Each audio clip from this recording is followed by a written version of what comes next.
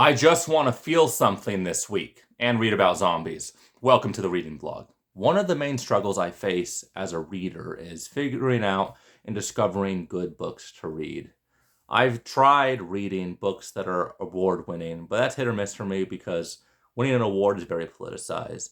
I walk down library bookshelves and I read interesting titles and look at interesting covers, but there's something to the adage you shouldn't judge a book by its cover. I follow the recommendation of other booktubers. I have a lot of luck with that. I don't really have too many friends or family in my personal life that read the same type of books that I do. Like, they have good recommendations for nonfiction, but I've usually read all the books they've recommended. Today I tried something different. I asked the all-powerful Gemini AI to recommend me 5 good zombie books that are different and unique in the genre, because there's not a lot of adaptation in zombie apocalyptic fiction. It's just a retelling, shoot them in the head, don't get bit. So I wanted something different because I'm in a big zombie mood and I want something good, something unique, something different. So it recommended me 5 or 6 options. I'm gonna give them all a gander. I'm gonna look at all of them, pick out which ones seem like a good fit for me. But maybe I could leverage the all-powerful AI overlord to find some good book recommendations. And if this works, if this is a good, successful experiment, this may be something I just add to my general book finding routine. Wednesday, I'm commuting to work. The zombie book I decided to read and focus on for this week is called The Reapers Are the Angels. And right away, it is very different from any zombie book I've read so far. It is written in a very simplistic writing style, almost Cormac McCarthy-esque. Like, in the first few pages, there's like a line of dialogue and there's no quotation marks. It's just like bare bones. And it's like, okay, this book takes place like post-civilization. So the language and the punctuation is not going to be as sophisticated. And right away, I noticed the change in tone. Most zombie apocalypse stories are interesting and compelling and thrilling because the pace and the plot is what drives it. Like, things happen, our characters have to survive. But right away, the tone is set because it's a very serious, introspective, thought-provoking work, and it's also philosophical, and it has spiritual, biblical allusions. It's much more literary than I was anticipating. So usually when I read zombie fiction, I want something fast-paced that I can kind of binge read. But I find myself having to take small little bites of this book when I'm not driving, because I'm commuting to work right now. I'm going to read you guys some of the quotes because just really good stuff. I'm very excited about this. Looks like AI does know what it's talking about.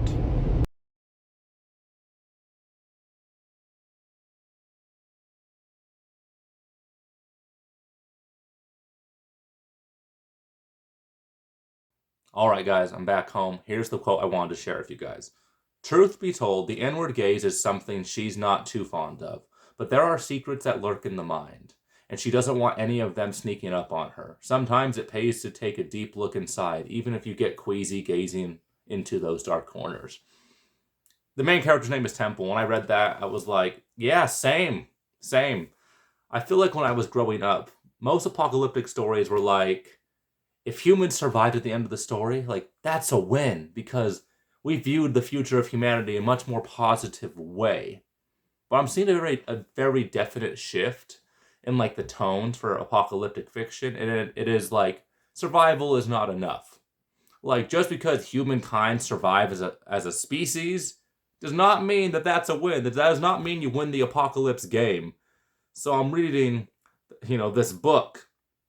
And this girl, she grew up during the apocalypse. She does not know anything before the world turned to crap. And so she bumps into people who have experiences before society collapsed. And they're like, what do you think about this? And she's like, the world treats you, how you deserve. It doesn't lie. It's just how it is. And I'm like, dang, that's not an angle we get too often in post-apocalyptic literature. It's like people who just grew up entirely during the apocalyptic event or after the apocalyptic event. They're in the post human societal world. And yeah, it's very bleak. It's reminded me very much of The Road by Cormac McCarthy. That was a very dismal, depressing work. It follows that book's about like a father and son pushing a shopping cart across the road, like this road, and they're trying to survive. And I'm getting very similar feel for this book because, yeah, Temple, she's going through some stuff. She is definitely someone who is perfectly molded to her current environment. Like oftentimes in like zombie apocalyptic fiction, one thing that bugs me about the characters is that like they're acting like how they would act before the big bad thing happened to society. Like it's a zombie apocalypse, but they're still like, but we need to vote. But what about democracy? But what about these values and morals that are important? They're not important anymore. It always bugs me watching those and reading those types of stories. None of that in this work. None of that at all. So what am I reading on this beautiful Saturday morning? Did you know Stephen King wrote an essay about guns called Guns? It's about gun control and how America should move forward, at least his opinions about how America should move forward in the whole concerning the whole gun control debate, because America is one of the few developed countries where there's mass shootings several times a year. We have a constitution that makes it, impossible or very difficult to outlaw gun ownership outright. And do I care what a fiction author thinks about politics? No, I don't, because it's not their field of study, and it's what I studied for several years. But I'm making a video about the politics of Stephen King, and I'm going to upload it in a few days. It's my most extensive video I've done so far in terms of like planning and taking notes. I just wanted to make sure I covered my bases, because Stephen King is an author that is very much divisive on social media. And all the comments of his posts on Twitter are like, or X, are like, dude, you're a hack. You're irrelevant now. That's why you tweet about things. And I'm like, no, he's not irrelevant. He's still one of the most successful authors in present day. But he's very divisive. And a lot of Stephen King fans are constantly talking about how, like, he didn't used to be this way. And that's not true. You read any of Stephen King's older works, he's always been a lefty. He's always been very liberal, and, compared to most of the American population. So I thought it'd be interesting to do a video about that. So hopefully you guys think that's interesting and want to upload it in like 3 or 4 days. One thing I appreciate about Stephen King is he wrote a book called Rage, and it tells the story of a disturbed young man who brings a gun to school and goes on a spree and takes people hostage. And several school shootings happened in America, and Stephen King's book Rage was like loosely tied to it.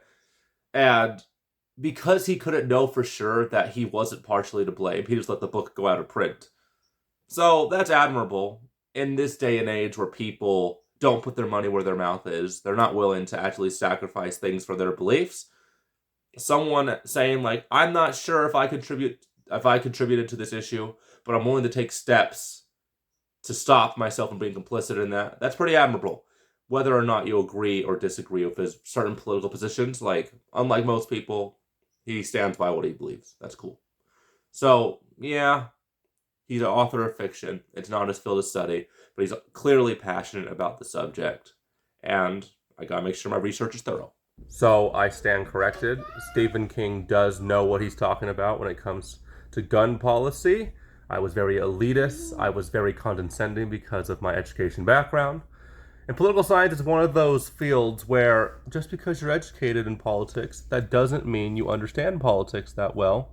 Because most people in America, including educated people, generally don't have a good mind for politics. And I just assumed that's my daughter in the background.